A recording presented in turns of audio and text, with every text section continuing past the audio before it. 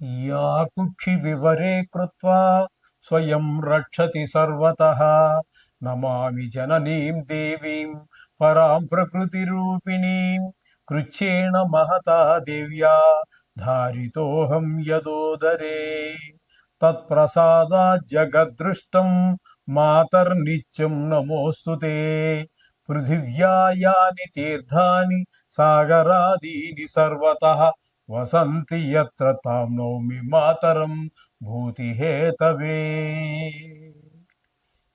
మాతృదేవో భవ పితృదేవో భవ.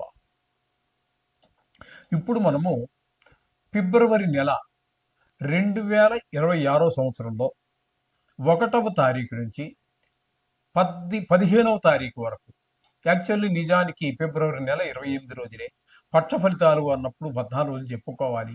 కానీ ఆ సాంప్రదాయం మిగతా 11 నెలల్లో ఉండదు, కొన్ని సంవత్సరాల్లో కూడా ఉండదు. కాబట్టి ఈ మనము 15 రోజులుగా పక్ష ఫలితాలుగా ద్వాదశ రాశుల వారికి ఏ ఏ ఫలితాలు ఏ విధంగా ఉంటాయో సశాస్త్రీయమైన పద్ధతిలో తెలుసుకునేటటువంటి ప్రయత్నం చేద్దాము.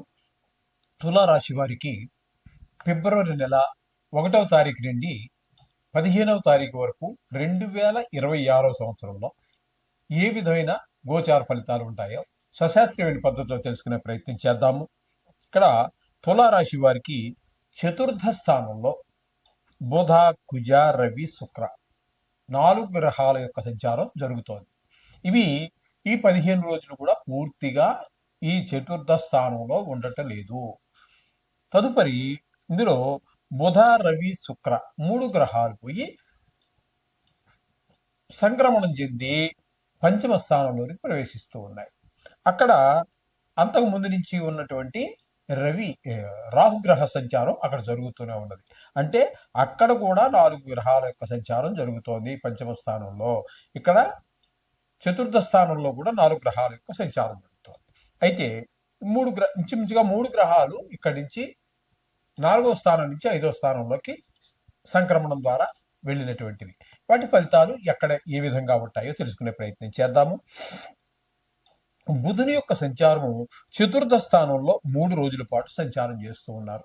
ఈ 3 రోజుల్లో చతుర్థ స్థానంలో ఉండటం వల్ల విద్య విషయంలోనూ, తల్లిగారి విషయంలోనూ, భూమి, గృహము, వాహనాలు, అవి కొత్త కావచ్చు, పాతవి కావచ్చు, అమ్ముకుని అమ్మేవాళ్ళు ఉంటారు. కొంతమంది రియల్ ఎస్టేట్ వ్యాపారం అని పెట్టుకుంటున్నారు పేరు. అటువంటి వారికి ఇబ్బందులు తప్పవు. అటువంటి వారికి చతుర్థ స్థానంలో గురువు వల్ల ఉపయోగం అయితే లేదు. వారి వల్ల కొంచెం ఇబ్బందులే. బుధగ్రహము 3 రోజుల పాటు చతుర్థ స్థానంలో సంచారం చేస్తూ ఉన్నారు.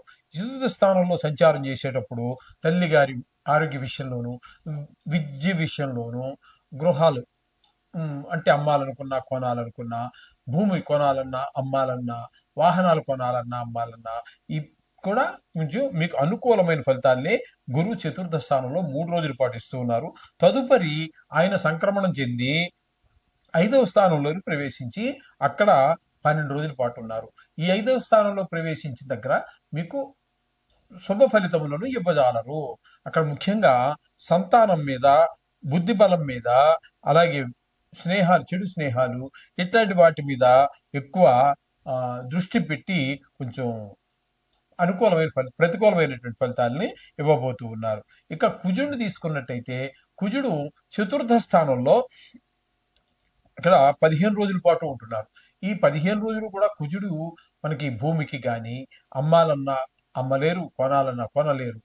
అని మీ దగ్గర డబ్బులు రెడీగా ఉన్నాయి, దగ్గర స్థలం, ఇల్లు కూడా రెడీగానే ఉంది. ఏదైనప్పటికీ మీరు కొనలేరు. ఆయన అమ్మలేరు. మీరు అమ్మాలనుకున్నా అమ్మలేరు, కొనాలన్నా కొనలేరు. ఈ విధమైనటువంటి పరిస్థితి వాహనాల విషయంలోనూ కూడా కనిపిస్తూ ఉంటుంది. కుజుడు భూమికి, గృహానికి, వీటన్నిటికీ కారకులు కాబట్టి ఖచ్చితంగా జరగదన్నమాట ఈ 15 రోజుల్లో. అది గమనించుకోవండి. ఇంకా రవి యొక్క సంచారం తీసుకున్నట్టయితే చతుర్థ స్థానంలో 12 రోజుల పాటు సంచారం చేస్తున్నారు. తదుపరి 3 రోజులు మాత్రం పంచమ స్థానంలో సంచారం చేస్తున్నారు. ఈయన కూడా చతుర్థ స్థానంలో ఇలాగే ఇల్లు, భూములు, వీటి గురించి, విద్య గురించి, వీటన్నిటిలో వెనకబడటం, విద్య విషయంలో వెనకబడటం, తల్లిగారి ఆరోగ్య విషయంలో కొన్ని ఇబ్బందులు, ఇవన్నీ రవి కూడా కలగజేస్తూనే ఉన్నారు. 3 రోజులు మాత్రం పంచమ స్థానంలోకి వెళ్ళి మన సంతానం మీద వారికి గాయాలు, చదువు మీద శ్రద్ధ తగ్గటము, ఆటల మీద శ్రద్ధ పెరగటము, అలాగే అనుకున్న స్థాయిలో వారు విద్యలో రాణించలేకపోవటము, ఇట్లాంటివన్నీ కూడా 5వ స్థానంలో 3 రోజుల పాటు చేస్తూ ఉన్నారు. రవి భగవానుడు ఈ విధమైన ఫలితాలు ఇస్తూ ఉన్నారు. ఇక శుక్రగ్రహం యొక్క సంచారం తీసుకున్నట్టయితే 4 రోజుల పాటు 4 రోజుల పాటు చతుర్థ స్థానంలోను, తదుపరి 11 రోజుల పాటు పంచమ స్థానంలోనూ సంచారం చేస్తున్నారు. శుక్రుడు మాత్రం ఈ 15 రోజులు పూర్తిగా మీకు అనుకూలురే. చతుర్థ స్థానంలో ఉన్నప్పుడు మిగతా గ్రహాలు ఇప్పటి వరకు మనం చెప్పుకున్నటువంటి రవి, కుజ, బుధ ఎలా అయితే మనకి ప్రతికూలమైన ఫలితాలు ఇస్తాయని చెప్పుకున్నామో, అలాగే ఇక్కడ శుక్రుడు 4వ స్థానంలో మంచి ఫలితాలను ఇవ్వబోతూ ఉన్నారు. అంటే ఇదే భూమి అమ్మాలన్నా, కొనాలన్నా ఈయన వంతు ఈయన సహాయం చేస్తుంటారు. ఒక రాశిలో 4 గ్రహాలు ఉన్నప్పుడు 4 గ్రహాలు ఒకే రకమైన ఫలితాలు ఇవ్వవు. కారకత్వాలు ఒకటి ఉంటాయి, కానీ అక్కడ ఆ స్థానాలలో ఒక్కొక్క గ్రహానికి రాణింపు ఉంటుంది, ఒక్కొక్క గ్రహానికి ప్రతికూలత ఉంటుంది. ఆ రాణించే గ్రహాల్లో ఈ 4వ స్థానంలో రాణించే గ్రహంలో ఇక్కడ శుక్రుడు కూడా 4 రోజులు మీకు అనుకూలమైన ఫలితాలు ఇస్తూ ఉన్నారు. అలాగే ఇక ఇదే శుక్రుడు 5వ స్థానంలో 11 రోజులు ఉన్నారు. అక్కడ కూడా మంచి ఫలితాలు ఇస్తూ ఉన్నారు. 15 రోజులు కూడా మీకు పూర్తి శుభ ఫలితాలు ఇస్తున్నారు. అక్కడికి వెళ్ళాక ముఖ్యంగా మీ సంతానం మీద, వారి చదువు మీద, వారి బుద్ధి బలం మీద, వారి చేసేటటువంటి స్నేహాలు, మంచి స్నేహాల మీద, వాటి మీద దృష్టి పెడుతూ ఉంటుంది ఈ శుక్రుడు వల్ల. కాబట్టి ఈ శుక్రుడు అనుకూలంగానే 15 రోజులు ఉన్నారు. కాబట్టి ఈ పిల్లలకి దైవదత్తమైనటువంటి సంగీతం, సాహిత్యం, నృత్యం ఇట్లాంటివి ఏమైనా ఉన్నట్టయితే అందులో కూడా ప్రోత్సాహం లభిస్తుంది. అలాగే షేర్ మార్కెట్లో పెట్టే వారికి కూడా ఈ 15 రోజులు ఈ తులారాశి వారికి అనుకూలమే. ఇది ఒకటి గమనించుకోవాలి. ఇలాగే 5వ స్థానంలో, పంచమ స్థానంలో రాహుగ్రహ సంచారం 15 రోజులు జరుగుతుందండి. ఈ రాహుగ్రహ సంచారం 5వ స్థానంలో జరగటం ముఖ్యంగా సంతానం మీద దుష్ప్రభావం, చదువు మీద శ్రద్ధ తగ్గటము, గాయాలు తగిలించుకోవటము, ఏదో పక్క వాళ్ళ పిల్లలతో గొడవలు తేవటము, ఇంకా కొంచెం వయసుని బట్టి కూడా ఉంటుంది, చెడు స్నేహాలు చేయటము. కొన్ని ఇంకా 10th ఇంటర్మీడియట్ ఆ ఏజ్లో ఉన్నారనుకోండి, ఎక్కువగా వాళ్ళు అసాంఘిక కార్యక్రమాలు చేసేటటువంటి అబ్బాయిలతో చేరటం, ఇలాంటివన్నీ కూడా జరుగుతూ ఉంటాయి. ఈ విధమైన ఫలితాలన్నీ రాహు వల్ల ఉంటూ ఉంటాయి. అది గమనించుకోవాలి. ఇకపోతే శని భగవానుడు 6వ స్థానంలో శుభ ఫలితాలు ఇస్తూ ఉన్నారు. ఆరోగ్యం బ్రహ్మాండంగా ఉంటుంది తులారాశి వారికి ఈ 15 రోజులు. తదుపరి ఇక్కడ రుణం, మీరు అప్పులు ఎవరికైనా ఉన్నట్టయితే తీర్చేయగలుగుతారు, లేదా అప్పు కావాలనుకు మీరు ప్రయత్నం చేస్తున్నారు, అప్పు దొరుకుతుంది. అంటే మొత్తం మీద మీకు ధనానికి లోటు లేకుండా శని భగవానుడు కాపాడతాడు. అలాగే ఆరోగ్యాన్ని కూడా చాలా చక్కగా కాపాడతాడు. అలాగే కొన్ని చోట్ల మంచి పేరు ప్రఖ్యాతులు వస్తాయి, కొంతమంది మిత్రులు అవుతారు. ఈ విధమైనటువంటి పరిస్థితి అంతా ఈ శని భగవానుడు 6వ స్థాన సంచారం వల్ల కలుగుతుంది.